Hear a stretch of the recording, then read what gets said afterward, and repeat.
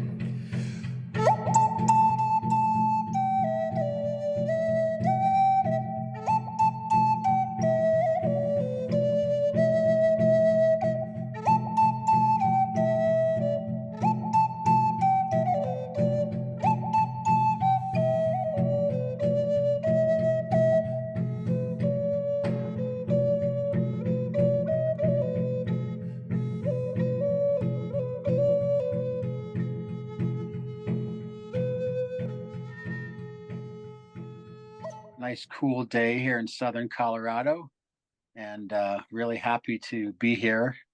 It's kind of the day after Earth Day, after a whole weekend of programming.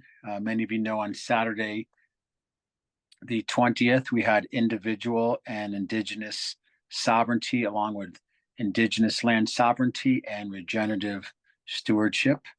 And then on Sunday, we had our Build Back Green project that we're doing in collaboration right now with communities in Maui, Hawaii, and also in Acapulco, Mexico. And yesterday we had our Earth Day broadcast. Excuse me. Okay. And today we have Regenesis of the Phoenix rising from the ashes of the old paradigm into the new paradigm. So I'm really happy to be here today with our guest. And I had the opportunity to meet her a few months back through various networks weaving together. And she had mentioned her vision and idea of what she was going to be doing and now there and doing in Costa Rica. And I have a personal strong connection with Costa Rica, but also the spirit of cooperation and collaboration and helping to midwife and architect and design the new humanity, the new earth, the new paradigm. So I'm very honored today to have on the show Katherin Schmack I know her originally being in Germany, but again, she's in Costa Rica now. And welcome, Katherin. Thank you, Michael. Welcome from Costa Rica. Yes. You look so in your element. The wind blowing, the trees. It looks like flowers. Just yeah, we're getting a sense of the energy of where you're at. So thank you so much for taking some time today. Yeah, this is also, this is why I'm here, because I'm very connected to the elements, to the 5 elements. And here in that place, in places like this, you really feel that you are part of it, part of everything. Well, I have to say, just being on camera right now and doing this interview, it's a mix of your elegance and this beautiful reflection of nature, but also, I've been to Costa Rica. It's pretty wild, so it's a beautiful blend of elegance and wildness. So thank you again for taking some time with us today. So today, in the time that we have, we want to showcase you and your work. And we're also really happy to be in communication with you in regards to the Alliance for Regenerative Community, the existing DAO, which is our decentralized autonomous organization that's bringing together various consultants and contractors and regenerative sustainable product reps from around the world. So we're really happy to be weaving together with you in collaboration. But we'd love to, this time, we've committed to getting to know more about you, your organization, Genius Loci, and also Spirit Planning. Yeah, thank you for giving me the space to present my work here on that platform, on that beautiful platform that you created. I am an interior architect from Germany and Feng Shui master since more than 20 years.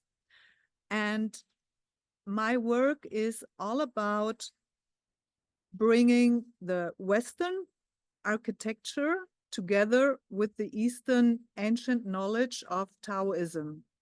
So this is something which is very life-changing when you work on that in your project. And that is what I do since 20 years.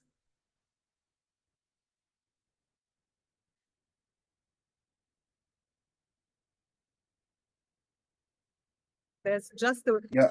Amazing, because I first heard of you online where you were talking about your work with Spirit Planning, and I saw some of your work, and then you were like, I'm off to the jungles of Costa Rica to do something unique and to start an educational center. But before we dive into where you are and what you're doing right now, and I will say I don't usually dress this flamboyant. Today we had our big celebration at the Divine Mother Temple and Ashram here in Crestone. So we were singing and chanting and having fire ceremonies. So, but it feels somehow appropriate, just again, the day after Earth Day, we're on this whole, it feels like this midwifing of this whole new paradigm where all these people like yourself are coming forth with these amazing innovations and projects. But let's go back to you personally of how did you get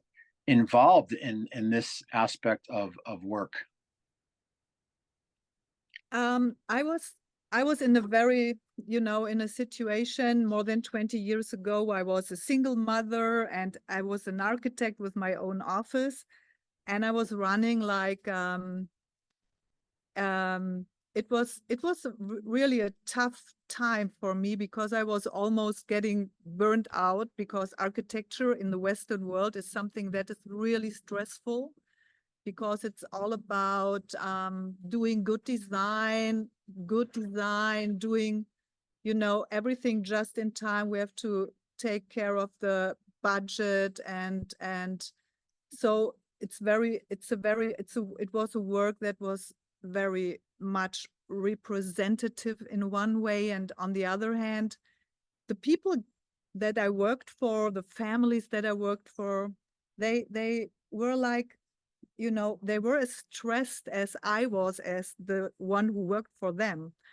And I felt like there must be a deeper sense in everything. And also in my life, I wanted to give my life a deeper sense to be happy and to make my clients happy. And I felt with this normal, you know, kind of Western architecture paradigm that we were in, this was not possible because the people, my clients, they were in their wonderful houses, beautiful designed houses in the end, but many of them get divorced after that Wow. process of building. They were not getting happier than they were before. And I felt like there must be a kind of relationship between the building that they live in, between their surrounding and the stage of being that they are in.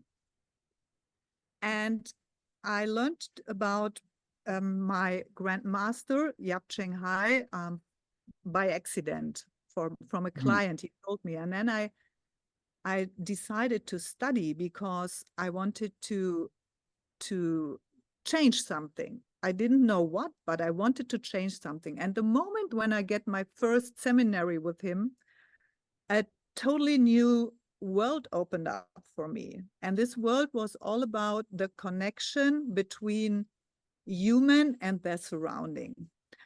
And now I had the key in my hand with studying Feng Shui to not only design good houses with a, you know, design that people say, okay, it's good design, because I already had won prizes for my design. But now I had the key to not only do this, but on the other hand, to change people's life into something brighter, into something more fulfilled, into something more abundant. And that was amazing. That was an amazing idea. And for me, a huge door opened, and for my clients also huge doors open when they work with in that you know process together on their projects. Amazing too, because what I'm finding, and of course, you know, we all have our own personal experiences of regenesis, of this recreation of ourself, recreation of the world, this rebirthing of something new. And a lot of times it's not necessarily new. It's based on very ancient knowledge, like you were talking about Feng Shui, or design. I know some architects do things called biomimicry, where they work in relationship of how they design in relationship to nature and their environment. But the fascinating thing I really appreciate in getting opportunities to speak with people like yourself and do this work and host this show is that there's a personal aspect to where someone in their life has this transformational moment or spiritual emergency, whatever it might be, where they actually become committed to making an incredible change. And with you working with clients, that you were able to translate that into your work, which of course is having an impact in the world and impact on the human beings who inhabit these places that you design. So once you kind of had this epiphany, when and how did you start to make this transition into, you know, becoming the butterfly from the caterpillar? How was that metamorphosis occur? It was like a huge door opened to me up into a new dimension. And that's 20 years ago. It was like I get a totally new view about the surrounding, about the world. Everything's talking to me, and I was no longer stressed out. My life turned into becoming much more harmonious, because and this is something really magic. It's not all about you know, if you create harmonious spaces, your life turns harmonious. It's a life-changing process, and it's going on day by day by day. So you take different decisions in your life, and you see things from a totally different angle in the end.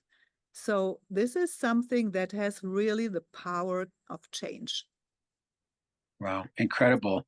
So just to touch on it, I do want to ask you just a little bit. I know it's probably a lifetime study, a very ancient Sure. knowledge and tradition about Feng Shui, but I just wanted to mention, I know in many cultures, it's interesting because typically in a lot of the more contemporary European society here in the United States, everything is built as squares.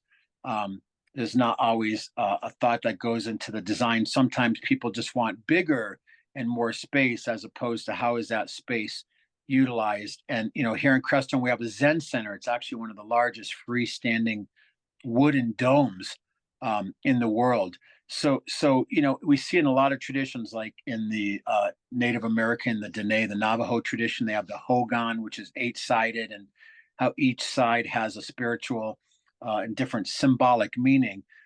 So again, we've seen this. This is a very ancient way of designing people's spaces, their habitation space in their life. But can you just share a little bit of for people who might not know, what are the basic principles of Feng Shui?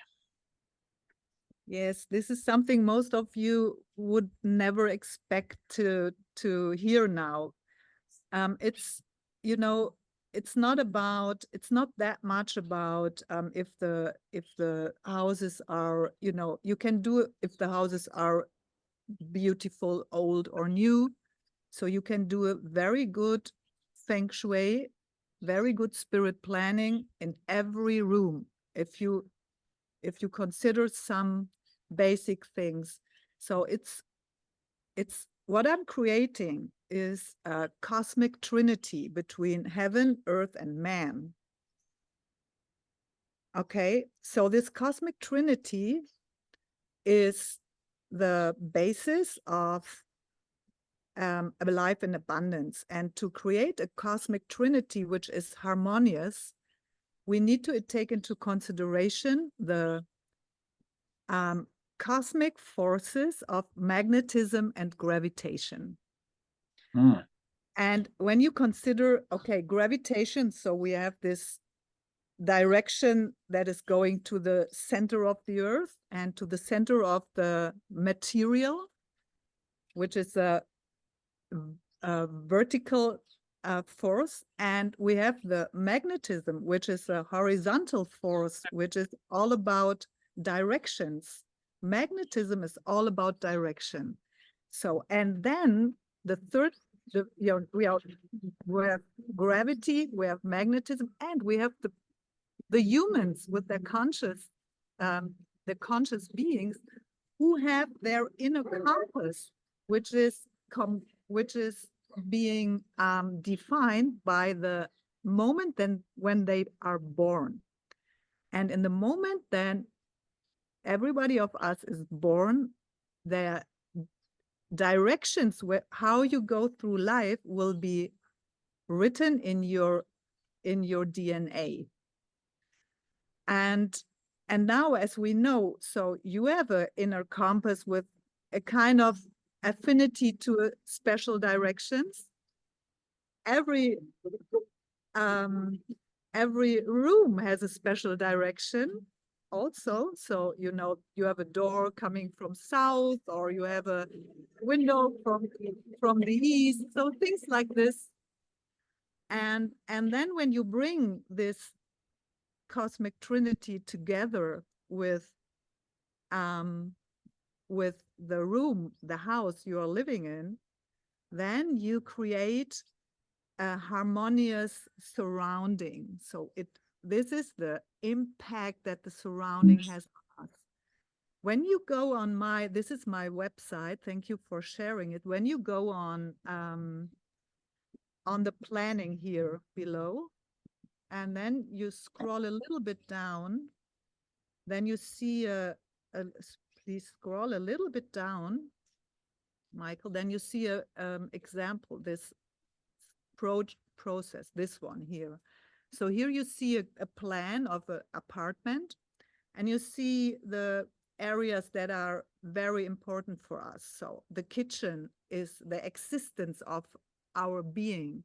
So in the we look in which room is the kitchen, and then we see how is the stove, the oven organized, where does the energy come from to go into that oven. This is like a satellite bowl, a cosmic satellite bowl that gives you the energy that you need to be aligned with the meaning of your cosmic being. And we have the entrance, we have the kitchen, we have the bed. Where is the bed? In which room is the bed? And how is the bed orientated? So what kind of cosmic information do you get while you are sleeping? Because the bed is the place where you are the most of the time on the same place in all of your life. And the next place, which is very important, is the place where you work.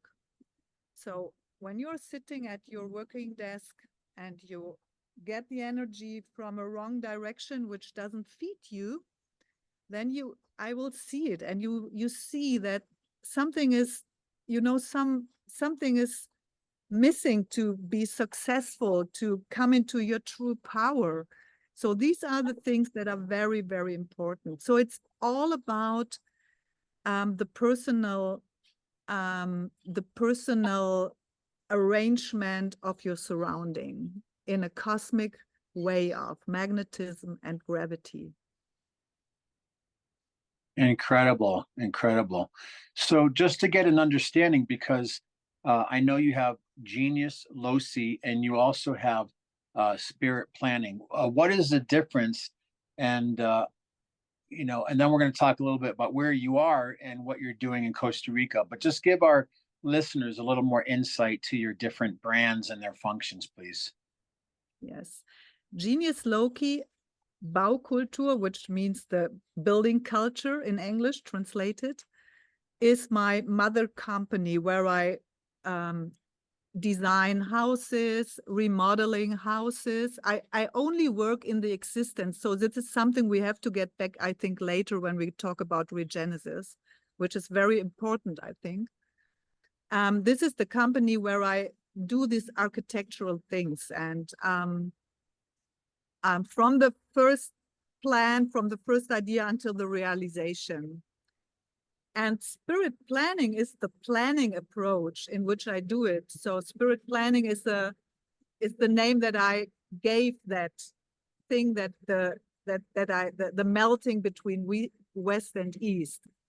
And spirit planning is the basis of Genius Loci. So Genius Loci works with the spirit planning approach. Okay. Amazing, amazing. And so all my projects that I do, you cannot call me for normal, good design architecture anymore. So everything I do on that spirit planning approach. So we're looking at some of your website about future architecture, and just to give people a visual, and amazing. So as I scroll, so now you're in Costa Rica, correct? Yes. And correct. I see here it says Academy Costa Rica. So why don't we talk a little bit about why Costa Rica and what you're doing there right now? Yes, I had a couple of years ago, I had a really deep sacred call from this part of the world to dive in deeper. I have family here, sure, that is one topic, that is one idea why I came here the first time. But when I came here the first time, I was feeling like something changed in my life, because everything was talking so deeply to me here. I had 2 magical encounters with the wild, with pumas in the wild here, and I felt like I need to bring this spirit planning approach into a new level, because since then I only worked on doing it for my clients in a personal way, for my projects, for my consultations. So I also do consultations, which is from a small apartment to a big unit. But I thought the time was ripe for also teaching other architects in that, because I felt it is a very, very sustainable approach, because people who are in their alignment, who are in connection with their surrounding, and who have a very harmonious surrounding, because shaped by these principles, they stop exploiting the world as it is today. You know, they start loving the nature. They start loving the world. They start loving everything that surrounds them. And if you love something, you won't ever exploit it. So you don't buy things anymore that you don't need, or you don't do things anymore that are not aligned with your true being. So I think it's a very, very sustainable approach, and it's giving space for people to heal. And as I explore this with my clients and with my own work in my own life, I wanted to give it to my colleagues, to other architects, to, spread the knowledge quicker, to be part of the new world movement. And here in Costa Rica, you feel very, very quick what I'm talking about, because everything is talking to you. It's totally different than being in Germany, in a city where everything is made of concrete, and the trees are in pots and not in the soil. And so it's really difficult in a surrounding like my home surrounding in Germany to express what I want to talk about when I say, okay, we are all one, we are all connected, nature, and we are, we cannot hide, and we are part of it. And as we design it, it designs us, in the same way.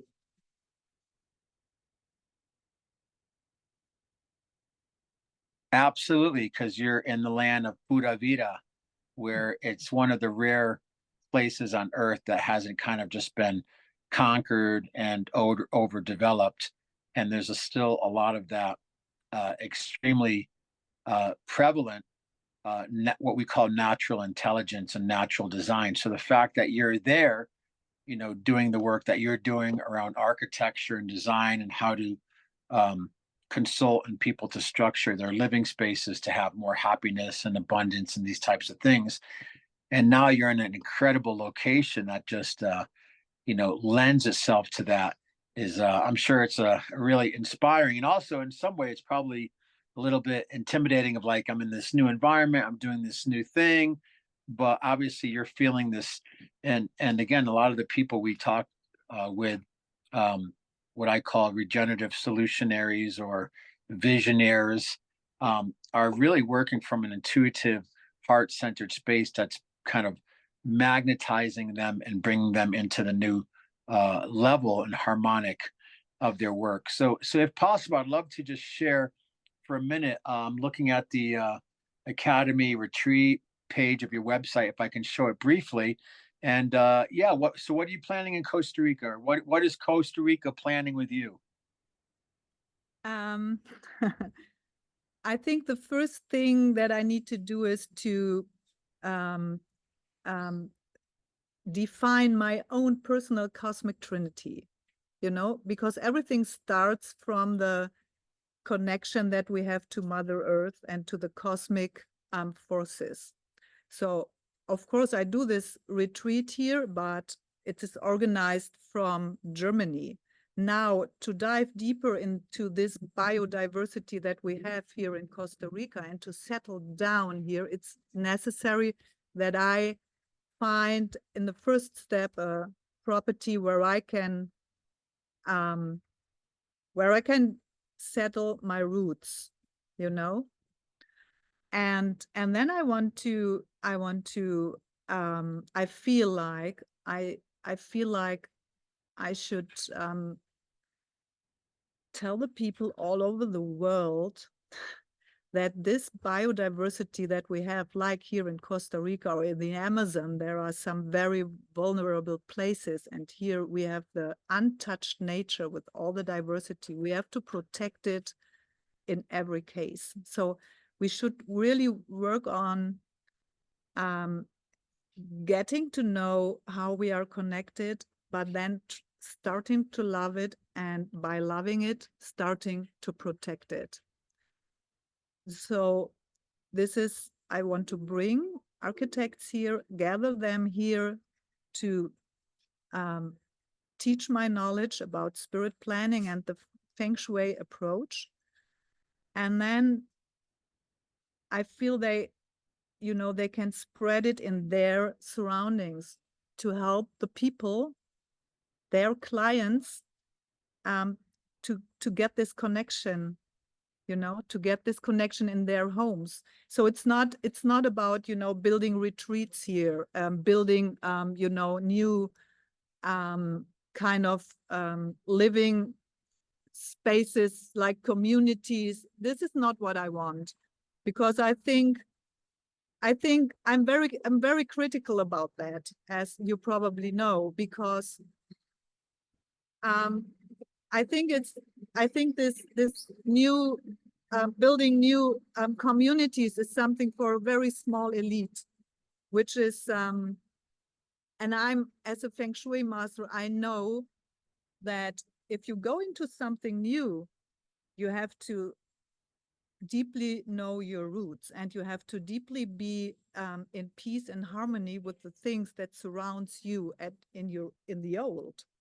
So this is like a springboard into the new. And if it's not in harmony where we are at home in the Europe or in the Western world, wherever you grow up and you have your center of your life, you cannot go into something new, because you take the energy that you are in. Wherever you are, wherever you go, you bring your energy that you were in. There's no change in just moving from A to B, just moving from a gray surrounding into a green surrounding. This won't change. The change is on a deeper level.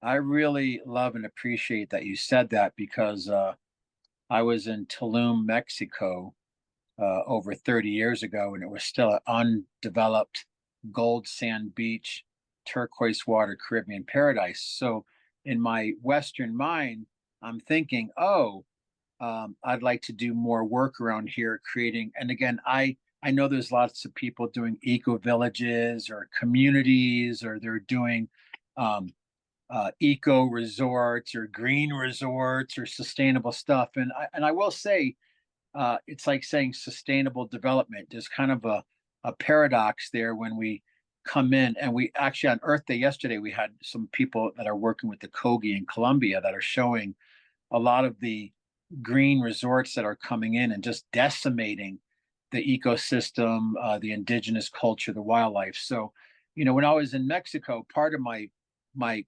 Western kind of colonial brain is thinking like, oh, we could set up this thing. And then I started to do some programs with the local community there about, because there was no way that people could deal with all these new issues like sanitation and plastic and recycling. And unfortunately, we'd go to these beautiful, pristine beaches and there'd be garbage and plastic. So I love what you're saying, because part of me is like, oh, I should, invest in doing this and we can da da da da. But in a way, and this has become even more prevalent lately, a lot of the indigenous people are not really and the wildlife and the ecosystem are not really benefiting from a lot of this type of development. And I don't say that with any sort of judgment. When I was in Costa Rica, I did research, and there's over 360 eco resorts, eco villages, drink a coconut, see a monkey.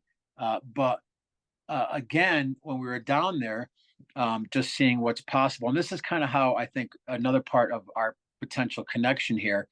I actually had meetings with some developers down there and people from the government, and the discussion was poised on, like, Pura Vida doesn't really need more development. What we need is new innovations and conceptualization. So as development is kind of inevitable, how can we facilitate a narrative that's much more true to Pura Vida and green and regenerative and sustainable? So as things evolve, there is the intention and idea with a group of people there from Costa Rica, working in tandem with the very small indigenous community that's left. Unfortunately, like many places, they suffered huge genocide from colonialization, from the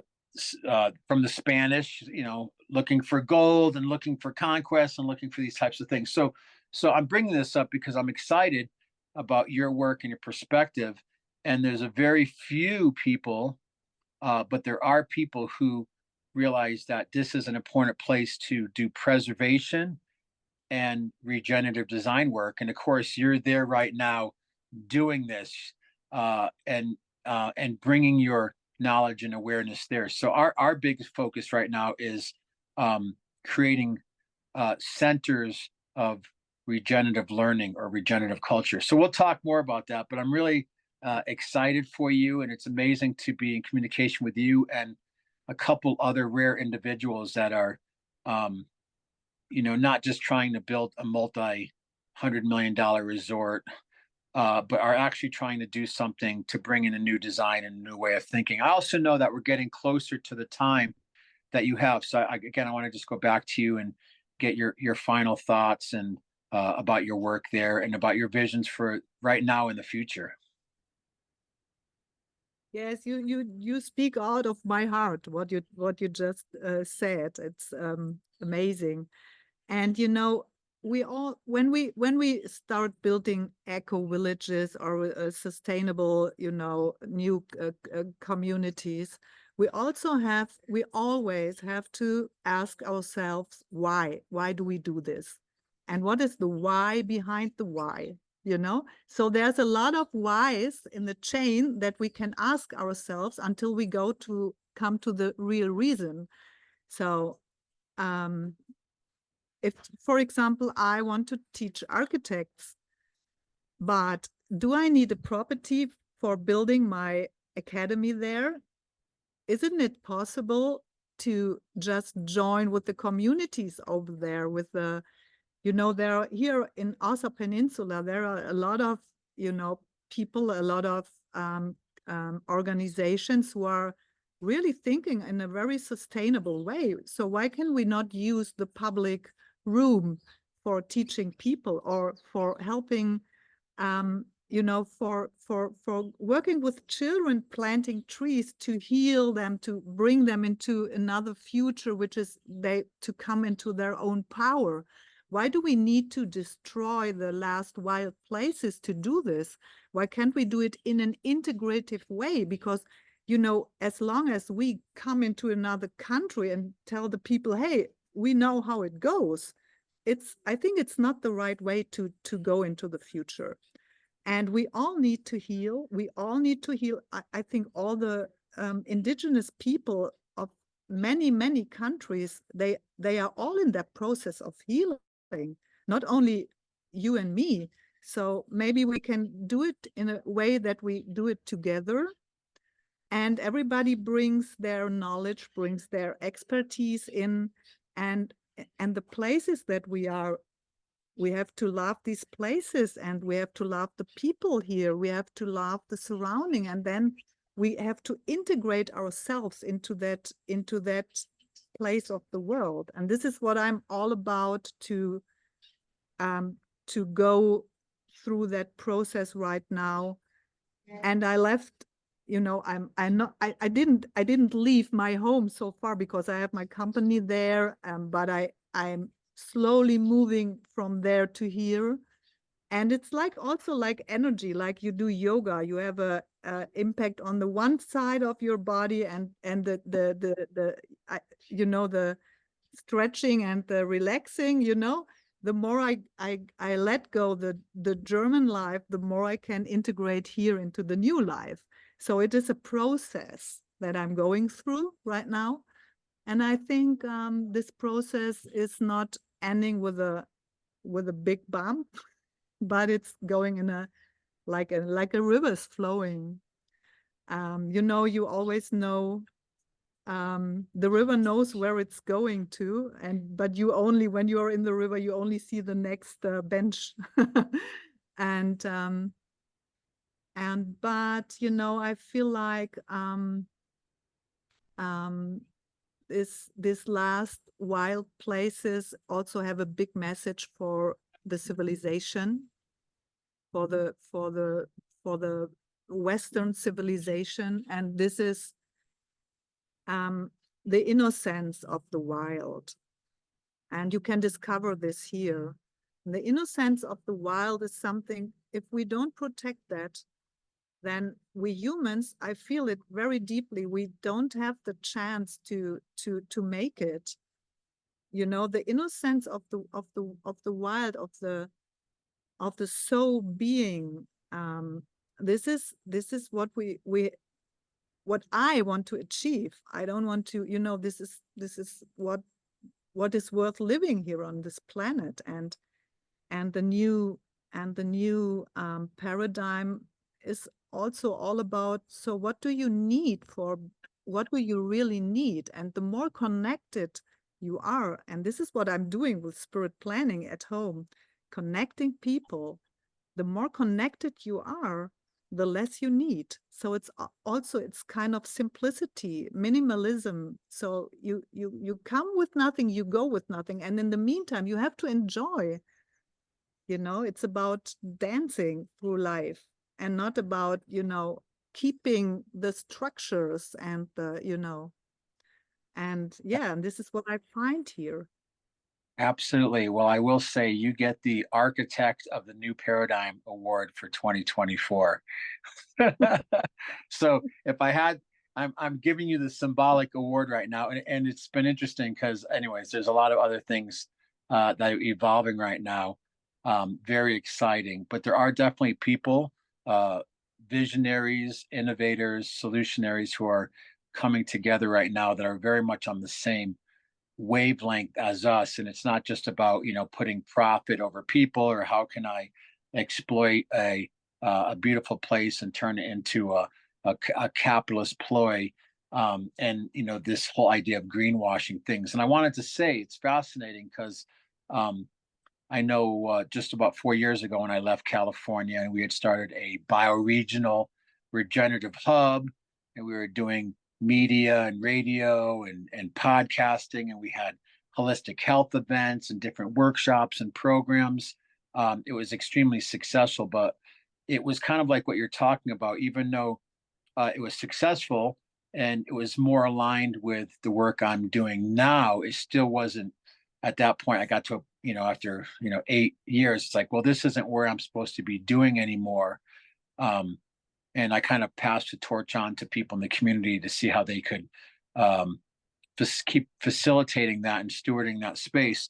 But through that, we call it imaginal cells, which we bring up in this Regenesis program a lot.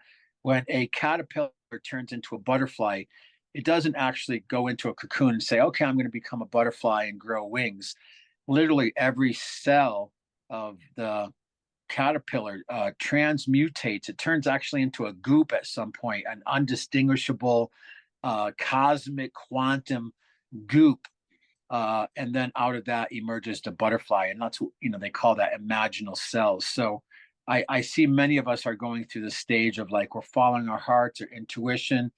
a lot of people have very established skill sets or careers, but yet as the planet is changing its frequency, a lot of us are kind of surfing that wave, going into this new humanity, new earth, this new paradigm, this new design by following our hearts. And like you said, getting the rewards of feeling more a quality of life, feeling happier, feeling more aligned with our bliss and the bigger truth that's happening on the planet right now. So I know we only have a few minutes left. I don't want to make sure you're not late for your next appointment, but just upon finishing, what would you like to share with people watching this video? And at the end, I want to make sure people know how to be in touch. So again, thank you just so much for your time, and any words of wisdom for our viewers. Yeah, thank you. Life is always the moment, and it's not about what you have, but it's all about who you really truly are. And one of many ways probably to support that, to give the space to who you truly are, is be in contact with your surrounding, because your surrounding is your limitation, but the space is the window into the endless possibility. And spirit planning opens up this space into the endless possibility. It's not talking about limitation, but it's talking about possibilities. So check your house, check your environment, and go for a good Feng Shui consultation, and then you will change your life immediately. Fantastic. And what's the website if people want to be in communication or get a consultation with you? Yes, every time. I'm very happy to serve you, all of you. Great. And the website I'm looking right now is Genius Loci, LOCI hyphen BAU Kultur, KULTUR.com. I know you're from Germany. I took the liberty to translate the website so our English speaking audience can understand. But before we go, would you please say something in your native language? And that'll about bring us to the end of the broadcast, because we want to, even though we're all moving together in unity, I, as a musician and artist, deeply appreciate the frequency and the resonance of the diversity of this planet that we live on at this time. So any last thoughts in your native language, and that'll bring us to today's end of our program. Ich freue mich sehr, dass ich hier heute sprechen durfte in Englisch. Und es ist mir vielleicht manchmal etwas schwer gefallen, weil Deutsch ist tatsächlich meine Muttersprache. Ich bin sehr, sehr glücklich darüber, dass ich die Chance haben durfte, vor 20 Jahren klassisches Feng Shui zu studieren und das in meinen Alltag als Architektin zu integrieren. Und es hat mir gezeigt, dass das Leben nicht aus Gegenständen besteht, sondern aus dem Zwischenraum, dem Raum dazwischen. Und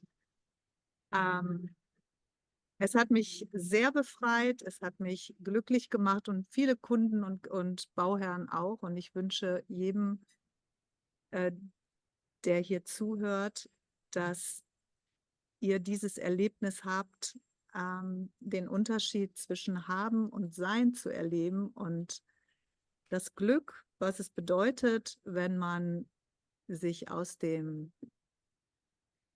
materiellen Welt ein Stück weit zurückziehen kann.